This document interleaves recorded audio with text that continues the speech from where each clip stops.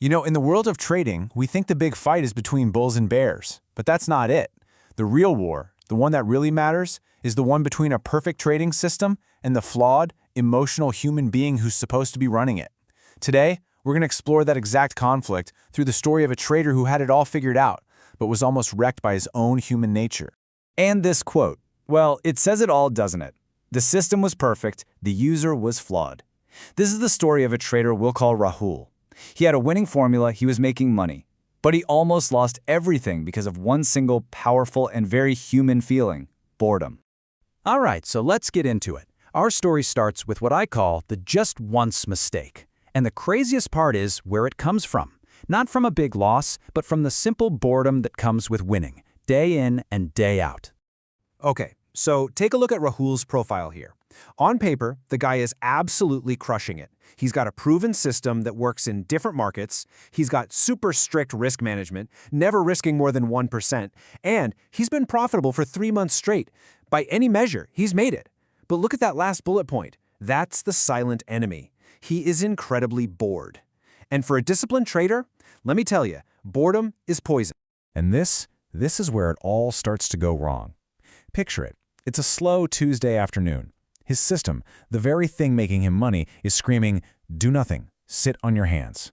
But he gets that itch. He sees some random stock make a tiny move, and that little voice in his head whispers, "Just this once, just a small one, based on a feeling." And in that one moment, every rule, all that discipline, just gets thrown out the window for a cheap thrill. So what was the result? Total disaster. It wasn't just a losing trade. He froze. He completely shattered his #1 most important rule about 1% risk, and he ended up losing 5% of his entire capital. Gone. On one single impulsive trade. The worst part? He knew better. But his human instincts, his emotions, they just took over. So after this incredibly painful lesson, he goes back to his mentor, his guru, looking for answers, and he gets the final, most important piece of advice he'll ever receive. It's time to learn to think like a machine.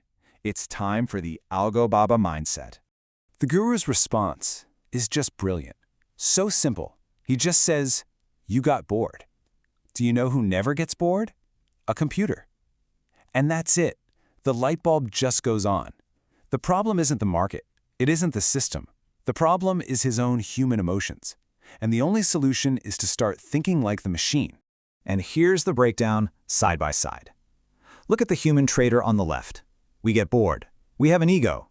We revenge trade when we lose. We hesitate. It's an emotional roller coaster. Now look at the algo mindset on the right. Never bored, zero emotion. Follows the rules perfectly, every single time. Executes instantly. The goal isn't to become a robot, but to act with the discipline of one, even when you're the one clicking the mouse. Now, of course, Rahul's first thought is, but wait, I don't know how to code. And this is the key point his guru makes. You don't need to be a coder to think like one. The secret is to create a systematic rule. A rule that is so black and white, so clear, that a robot could follow it. For example, if the RSI indicator is below 30 and the main trend is up, then buy. It's just a simple if-then statement. There is absolutely no room for "I feel like" or "it looks like." Now, once Rahul gets this, the guru takes him to the next level. This is a much more advanced concept. He tells him to stop obsessing over individual trades and start managing the entire system. This is the meta strategy. This is such a powerful shift in thinking. Instead of watching every little tick of a trade, you only watch one thing: your overall profit graph, what traders call your equity curve. If that curve starts to take a nosedive, that's your diagnosis. Your system is sick. It's not suited for the current market conditions. So, what's the logical thing to do? It's not to trade more to win it back. No way. The smart move is to stop, or at least trade much smaller, and just wait for the market to change back to a state where your system is healthy again. And I absolutely love this analogy from the guru. He says, you are the manager. Your strategy is the employee. If the employee is sick, give him a holiday. Don't force him to work. It's just a perfect way to look at it. You have to be smart enough to recognize when your strategy isn't working and have the discipline to step back. You're the CEO of your trading account. So, armed with all these lessons, Rahul goes through a complete transformation. We see him evolve from this chaotic, emotional gambler into a calm, confident, and completely systematic trader. And you can really see his whole evolution mapped out on this timeline. He starts out just gambling on feelings, pure guesswork. Then he learns his first major lesson, how to follow a trend. After that, he masters that all-important 1% risk rule. And finally, he reaches that end state of mastery. He becomes the Algo-Baba. You can even see the change in how he talks. He's no longer out there bragging about hitting some jackpot like he's at the local Satta Bazaar or gambling den. Instead, you hear him using phrases like risk-adjusted returns. All that really means is he's focused on how much he earns for the amount of risk he takes. It's the language of a professional, not a gambler. All of this entire journey builds up to the one question that every trader eventually asks. What is the secret? What is the Holy Grail?